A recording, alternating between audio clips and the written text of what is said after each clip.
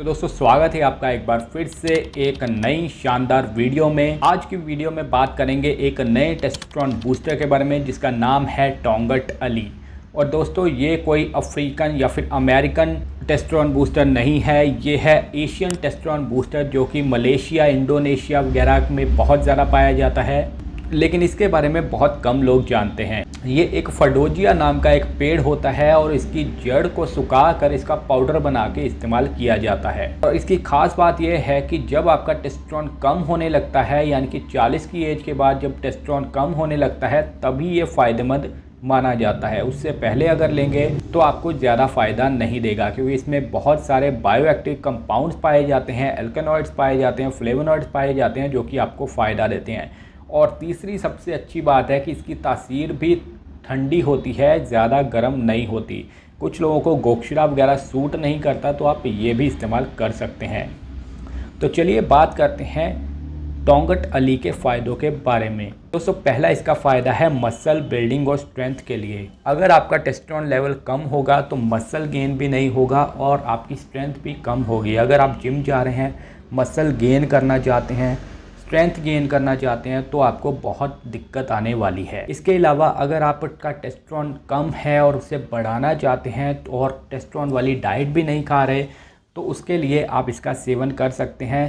अगर एजिंग की वजह से आपका टेस्टोस्टेरोन कम हो रहा है, काम के स्ट्रेस की वजह से हो रहा है, तो ये टेस्टोस्टेरोन बढ़ाने में आपको फ़ायदा देगा। अगर आप बहुत ज़्यादा स्ट्रेस में रहते हैं, डिप्रेशन में रहते हैं, मूड आपका अच्छा नहीं रहता, तो ये मूड को इन्हेंस करता है और मूड बढ़िया करने का काम करता है, स्ट्रेस को कम करता है। अगर आपको कोई यौन संबंधी प्रॉब्लम है, इरेक्टाइल डिस्फंक्शन है, ईडी की प्रॉब्लम हो गई है, खास करके 45 के बाद जब ईडी की समस्या हो जाती है तो उससे आप ठीक करने के लिए इसका सेवन कर सकते हैं। दोस्तों ये आपके हेयर की क्वालिटी को भी अच्छा करता है।